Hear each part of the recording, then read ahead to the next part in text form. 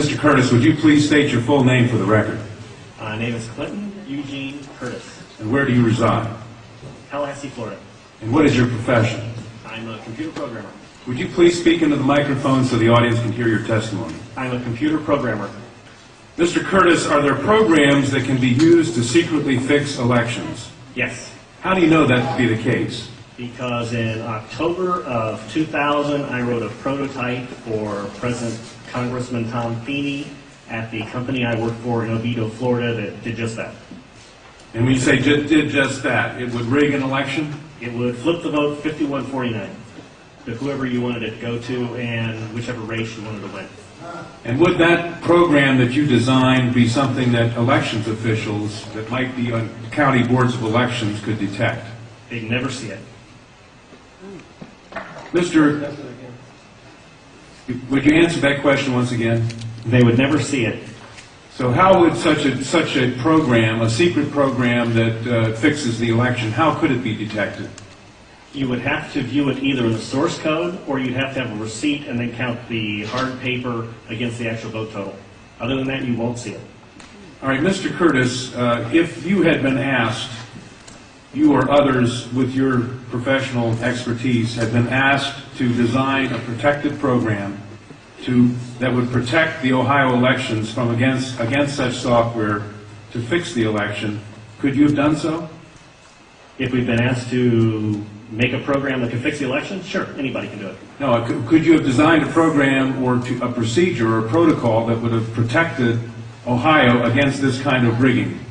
No, you have to look at the source code. You have to get probably programmers from both or all parties to look at the source code and determine if there's anything in there that shouldn't be there. I mean, it's a simple program. You're adding 1 to a person's total. It's 100 lines of code tops. All right. Are you aware of whether there was any protective action in Ohio against this kind of vote rigging through software? I don't know. You don't know? I don't know. You were not asked to assist in the development of any protective system, is that correct? No, I was not. In Europe, have you reviewed at all the election results in Ohio? No, I haven't. Okay. Given the availability of such vote rigging software and the testimony that has been given under oath of substantial statistical anomalies and gross differences between exit polling data and the actual tabulated results, do you have an opinion whether or not the Ohio election, presidential election, was hacked? Yes, I would say it was. I mean, if you have exit polling data that is significantly off from the vote, then it's probably hacked.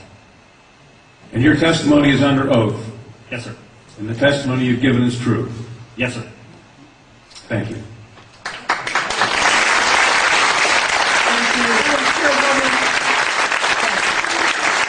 Congresswoman Stephanie Cavazos. Councilwoman Waters and I have the same question. Come back to the podium. Who did you say you were asked to prepare? I was asked by Tom Feeney. He's now a congressman. At that time, he was Speaker of the House of Florida, Yang Enterprises, which was the company I work for, lobbyist, and their corporate attorney. Wore a lot of hats. And at the time, he was the Speaker of the House of Florida. Is that what you said? Yes. Okay, thank you. Congressman. You say he was the lobbyist for the voting machine company at the same time he was Speaker of the House? I don't know what the voting machine company is. He was a lobbyist for Yang Enterprises. We had NASA contracts and Yang Enterprises did what? Computers? computers. Okay, and he was your lobbyist, your He was company's the lobbyist. lobbyist for that company, And yes. he asked you to design a code to rig an election Yes. while he was Speaker of the Florida House. Yes. This was during or previous to the 2000 election? Yes. October into September. And did he ever express why he wanted a code to rig an election? No, I immediately assumed that they were trying to keep you guys from cheating them. So, so I wrote up the documentation of what you would look for in the source code, how you would make sure that you didn't get, taken advantage of, make sure that all voting machines had receipts, because that way you could back count the ones that looked a little funny. And I handed it By receipts, you mean a paper trail? Yes, paper trail. And I handed that in to Mrs. Yang and said, here's your report, here's your program. And she said, you don't understand, we need to hide the fraud in the source code. Hide the fraud, not reveal it. Not reveal the fraud because it's needed to control the vote in South Florida, was what she said. That's what she said. That's To your knowledge, was this used? I have no idea. I was ready to leave, so I retired and left the company. Your testimony a moment ago, I think you said just before you left an answer to Congresswoman Tubbs Jones' question. Would you just repeat what you said in terms of the exit polls? Oh, the exit polls should not be significantly different than the vote. And if they were, you would conclude what? I would conclude someone's playing with the vote. Not with the exit polls? That's possible too. Okay, I was going to ask why something is definitely skewed. something is skewed in one or the other or both. Right. To select which one, you'd have to see where the problem is. Let me ask you one further question.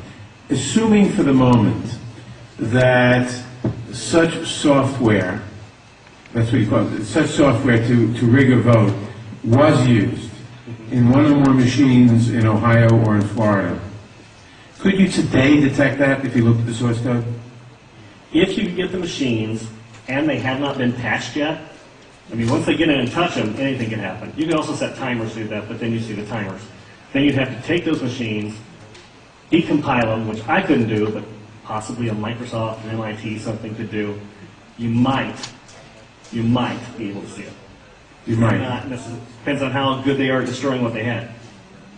Destroying what they had by tampering with the machine afterwards or by programming a destroy instruction in the first place? Right, because since you didn't... Both, either or both? Either or both. You didn't actually see what's in there, so you don't know if the code is running in a single executable or running in various modules. If it's running in modules, you can make the code actually eat itself. Let me ask you one further question.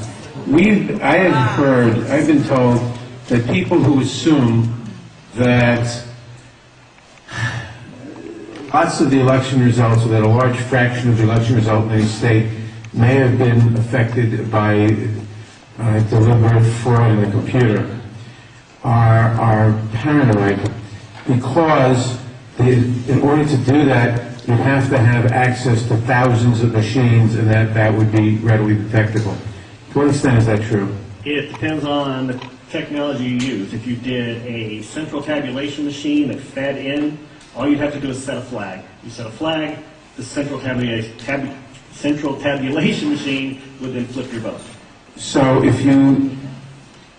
one person putting in bad code in a central tabulation machine could affect thousands and thousands or tens of thousands of votes. Right, and you could activate either automatically, or you could make it so that there's code existing on like an electronic machine that feeds it, where you would punch it in, it would set the flag, the server would see the flag, and then... And if you had a recount, and there were no paper trail, would that be, assuming that had happened, would that be revealable by seeing a discrepancy between what the central tabulator showed and what the individual machines, which had not been tampered with, showed?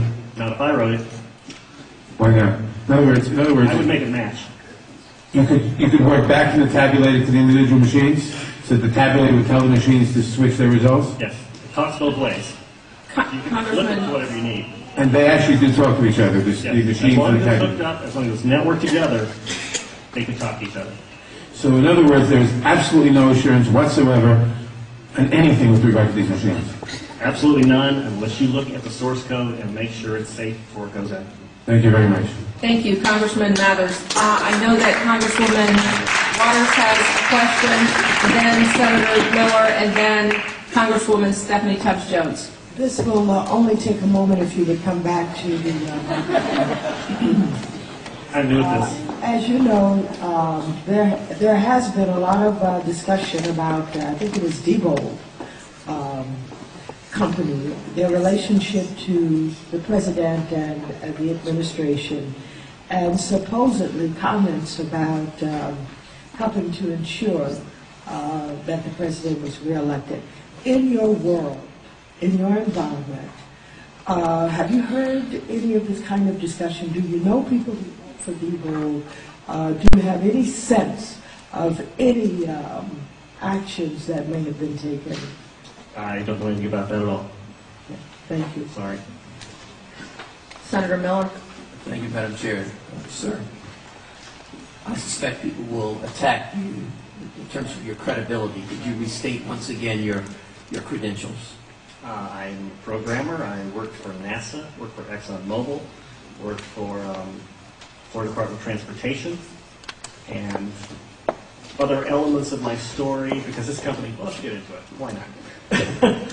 This company also, they have NASA contracts, and they were basically downloading tons of information, I mean gigabytes worth, and handing them off to this little Chinese guy named Henry Nee, and it didn't seem right, and he was hacking things, and I wrote a program for DOT that allowed contractors to send their information into DOT, and he was kind of the quality assurance guy for software. He put a wiretapping module in the program that went out to the contractors so that it actually sent everything they sent back to Yang. So I reported all this, and just last March, I think, he was arrested for attempting to send anti-tank missile chips to the capital of Communist China. So, if that's correct, this is such a small thing. Of course, I think he only got a $100 fine. And no time. Thank you. Congresswoman Stephanie Tubbs Jones. Thank you. Thank you. We are now going to